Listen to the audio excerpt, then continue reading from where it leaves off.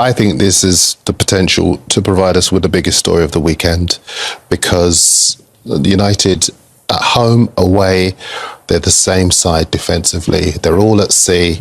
No matter who they play, they can find a way to self-destruct. The fans are not happy. The numbers suggest he's in since he took over. It's the worst record of any Manchester United manager since the Second World War. He's yet to get back-to-back victories with one of the biggest clubs in the world, let alone in England. They've given him over £200 million to spend. He's brought in half-decent players, but they look like the same Man United. And some people might watch this and say, well, there were good minutes, good moments against Brentford, against Fulham. But you're Manchester United. You're not a team of moments. You're a team of consistency and victories and intimidating the opposition. And all of that fear factor has gone from them. Yeah. When you look at this Manchester United side, what are some of your biggest concerns? I thought the show was only an hour. No, you know what? I think we all just want Rúben to do great, and he's such a likable fella. And he has to sit front and centre and do all these interviews, and it's hard. It's the hardest time, I think, ever for the football club, and he's trying to implement change, but he doesn't also want to change, this formation that he's had huge success with at Sporting and in Portugal. But this league's different. This league's harder and it's more competitive, and you don't have as much of the ball. I think when you have 67% of the ball, you can get your wing-backs in different positions. I think in this league, if you don't have comfortable possession, you get hit on the counter. You saw two of the 3 goals against Manchester City. There's big space. Think about the third goal. Erling Haaland just walks in. So they have. I mean, the striker situation still got to be sorted out. The goalkeeping situation still needs to be sorted out. 2 of the most important positions. No team I've ever seen win or play on didn't have those 2, the best of the best. You look at any team across any league, any country, and Man United still haven't sorted the goalkeeper out, and Šeško's still new. So, and the midfield balance. Kobbie Mainoo's got to play, by the way. He's not going to change the formation, but I think he's got to change the personnel within that. So, at what point, Owen, though, does he say this formation has worked for me? So that's the hill he's gonna. He won't. He's gone on record as saying, I'm going to stick with this formation. It's this kind of, I don't know if it's ego-driven, and I want to keep this kind of respectful towards him, because when he arrived, he was charismatic. I really wanted him to win. He'd done superbly well at Sporting. But as you've been saying, Owen, the Portuguese league, with respect to it, is an inferior league to the toughest league on the planet.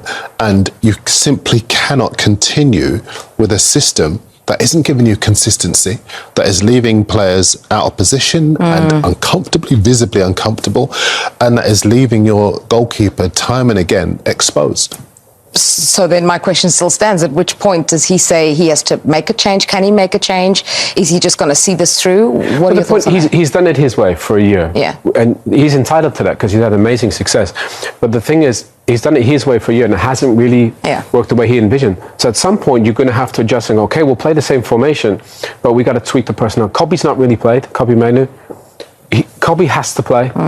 And then you got to find a solution around, because nobody else is better than Kobbie in there. Then Bruno Fernandes to go play as a number 10. The curious thing I find is they bought 2 fabulous players in Cunha and Mbeumo. But the 2 best players last season were Bruno Fernandes and Ahmad. And where did they play? As a 10.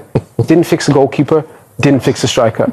So now Bruno's having to play as a defensive midfield player when he's the best creator in the whole division. So play Bruno as a 10, put Kobbie in there, and then maybe play Ahmad as a wing-back at left. He could do that. He could a great dribbler. He could beat people. Maybe play Mbeumo at the front. So you got Bruno and Cunha as 2 10s. To me, that works. And at least you're changing something from what you've done for a year. And it shows, okay, I might not change the formation, but I'm going to tweak the personnel. Because we all just want to see something. And right now, I don't think we've seen enough to believe that it's going to get better. And I don't arbitrarily say that if they were to lose this one, it could be curtains for him. But if you look at the week we've just had, United have reported record revenues, over £600 million. They're out of the League Cup at the moment, so domestically they have 1 fewer trophy to compete for. They can't be too much more detached from the leaders already and be playing the way that they're playing, and him be comfortable in his job. The fans, the clamour from the fans, and people sometimes talk about the media. social media means that you're being judged in real time. And these are people with either financial or emotional investment in the club who want it to do well. But at the moment, they aren't doing anything. The stats all say that United go into this fixture with the advantage. But I cannot see a set of circumstances where Chelsea, who are looking for a statement victory after drawing last week and gifting Brentford a late goal, and then being really beaten out of sight by Bayern in midweek, they will be hungry and desperate to expose. Well, I don't think you can beat Chelsea. You know, Man United are going to have two midfield players in there. They're going to have Caicedo, who's arguably one of the best in the division in that position. Then they got Enzo Fernandez, who's, you know, playing fabulous, and they got Cole Palmer. I mean, how are you supposed to? How are two guys supposed to be three top players? So somebody's going to have to drop in. And again, if I was playing in that team, I'd be thinking, guys, you've got to come help me in here. You know, I'm 3v2 against world-class players. So that's on the manager to find a structure, because if they play like they did against City, it could be tricky for them. Will Chelsea be looking at this game and say this is the perfect one for us to bounce back? Absolutely, yes. Absolutely. Because the space that they'll be afforded in the wide areas, they're going to have so many. The fact that it's at Old Trafford means that there is an onus on the United players to come out and play. And that is going to leave spaces in behind for intelligent players like Cole Palmer. Actually, so many of their players. Pedro's fabulous. Neto's in great form. My goodness me. Gittins. They have so many weapons. And the pace that they're able to employ, the intelligence in terms of their distribution, and to be able to create opportunities for teammates in that forward line. Honestly, I could see this being a very, very difficult evening. The one thing I would say, against Arsenal at home, they played really well. It's probably their best performance this season, even though they lost. So they can do it. The only thing is they're creating a lot of... They just got to score. And that's why I think playing Mbeumo there, he's probably the best finisher at the club at the moment. Šeško's still a young man. He's learning his trade. It's a lot of pressure on a young guy. We saw that with Martial and Rashford and Højlund. You know, you can't experiment with these things. Play the guys that are ready. Cunha and Mbeumo, 25, 26, 27. They're ready to go and deal with that pressure. And that's why it's such a huge game for Manchester United. I understand why he's saying what he's saying, but if you have got problems in both boxes, you are in serious trouble. Yeah? On the other hand, it doesn't matter how you're winning games, you need to win games. It's better not to play well, but winning games. Yeah? So you need to find a way to win games regardless. Yeah? If you're winning games ugly, you can always improve. But when you're not winning games, it's a big problem for whatever reasons. You can look at why they're not winning. You can say, are they creating enough? No, they're not.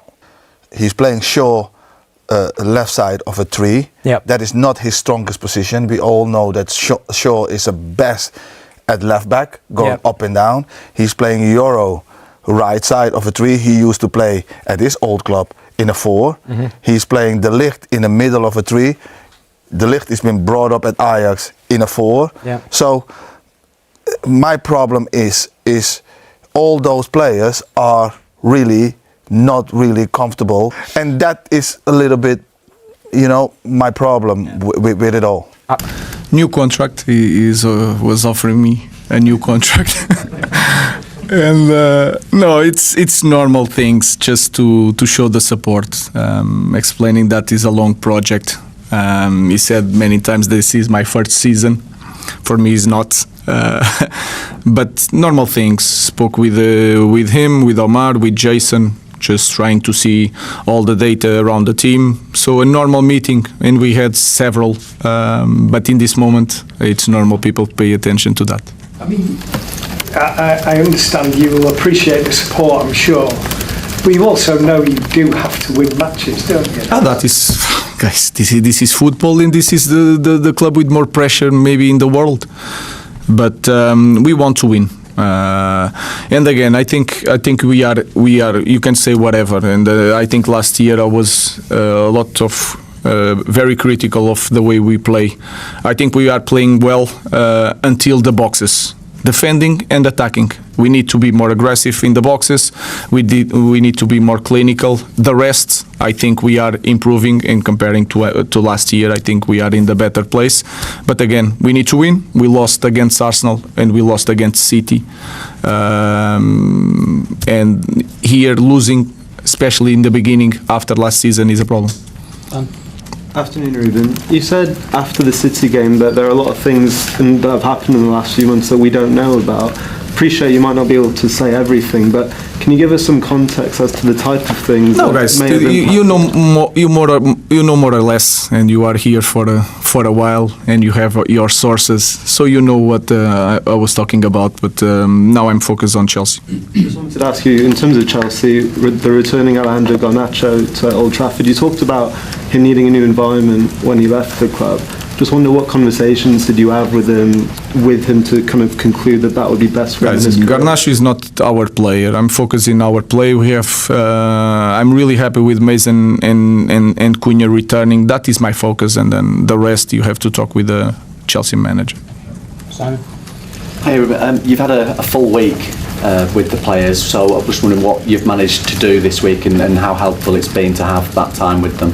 We use the time to analyze the last game and to analyze the next game and to prepare different things. I think we are playing well until we reach the boxes. We need to be more clinical, and if you see the number of shots, the XG, all these things are good, but if you don't score, it doesn't matter. If you don't win games, then again, I said that after the last game, the way we suffer the goals, we can avoid that. We are being naive. We need to be more aggressive in order to win games. Potentially the start of some good news for Lisandro Martinez. He posted a picture this week of him running out on the grass again, and while I appreciate he's probably a little way away from coming back yet because he's been out for so long, what might that do for him, maybe mentally at least? It's really important. When you had that injury, you have a time that you recover a lot of things really fast, and then there is a boring part that you are just, it looks like you don't go to the next step. We miss a lot Licha. Especially in this moment, we misses the aggression, how aggressive he is in everything he does. I think we miss him, but always there in every meeting, in every training. Sometimes he finishes the training and stays there to watch the training. I think we need Licha in this team. Rúben Amorim heads into Saturday's clash with Chelsea, knowing the spotlight has never been brighter. Manchester United's form has been shaky, but this game could flip the narrative or bury him deeper under the pressure. To stand a chance, Amorim must unleash his team early, pressing high and grabbing that crucial first goal. His backline needs to stay disciplined, cutting out the costly mistakes that have haunted recent matches. With key players like Mason Mount returning, he has tools to unlock Chelsea's defense, but tactical flexibility will be the real test. Will he be fired if he loses? Unlikely, at least not immediately. Sir Jim Ratcliffe has offered public backing, framing Amorim as part of a long-term project. Still, defeat would crank up the noise from fans and pundits alike. Saturday isn't just another game. It's a statement of whether Amorim can weather the storm at Old Trafford.